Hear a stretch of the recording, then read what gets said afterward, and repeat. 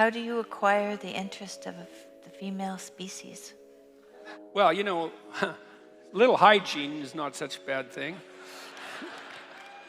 As a start, decent haircut, certain amount of cleanliness. That's a good thing. What's rule 1 in the first book? Stand up straight with your shoulders back. That's a good thing to do. What do women look for? Depends on the wisdom of the woman, obviously. But, well, it does because, narcissists can fool naive women. That's why narcissists propagate, by the way. And we know this because narcissistic psychopaths, young women are more likely to fall for narcissistic psychopaths. And the reason for that is they can't tell them from competent men. Because narcissistic psychopaths imitate competence. And that's their niche. And so they have a confidence that isn't justified by their ability.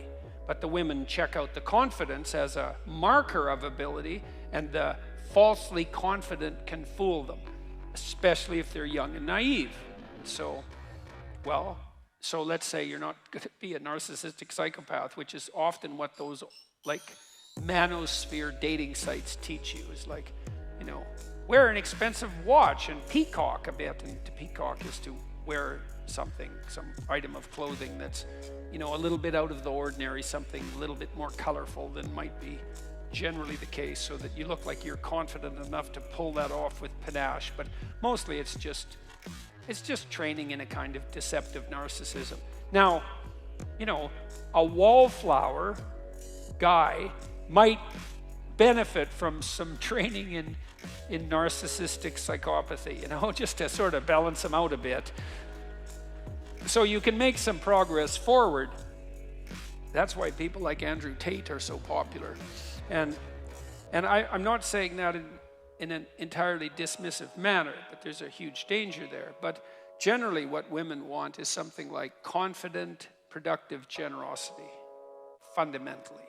And so, if that's allied with physical attractiveness and a sense of humor and, the sorts of features that a man would also look for in a woman, so much the better. But your basic bet, and my suspicions are the guy who answered this question is probably young.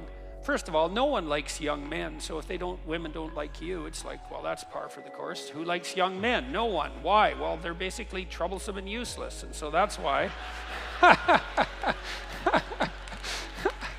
So cross-culturally, women like men who are about 4 years older than them. And the reason for that is, women are more vulnerable on the sexual front, and they have to make themselves even more vulnerable if they have children, especially when the children are infants. And so they're looking for guys who are competent enough to be able to take care of themselves, at least, and then have enough left over for a wife and a dependent child. And not exactly because the wife wants to be taken care of, because it isn't exactly like women want to be taken care of. It's more a reciprocal relationship. But if a woman has a dependent child, then both of them have to be taken care of, especially when the child's an infant. And so women tilt the scales toward assessment of men on the grounds of their competent generosity. And the reason, men might be annoyed about that, but I would say, well, if you were a woman, you'd do the same thing. And you know how I know that? It's because women are female humans. And so if you were a woman, you'd be just like a woman. So, because that's what a woman is, right? So you can't blame women. It's like, clue in there, buddy. If all women don't like you, it's you. And that's so annoying. It's especially if you're young, because most women aren't going to like you, and it is you. So you have to grow up, but then you got to understand that if you make yourself competent and productive and generous and a little bit socially skilled and reasonably clean, eventually, you'll fool someone, and then and then might take a few years, but generally it happens. So that's the thing, is don't be a fool. Turn yourself into someone who's worth being around, and then develop enough social skills so you advertise yourself genuinely. Because it's not also useful if you're a man to be competent, productive, and generous, and then so timid and socially unskilled that no one can tell. That's also not helpful. Engineers do that all the time. So my friend Jim, he's my brother-in-law, he's a great engineer. He said, engineers are the only men who never figured out how to turn social status into mating opportunities. That's such a funny line. It's also true.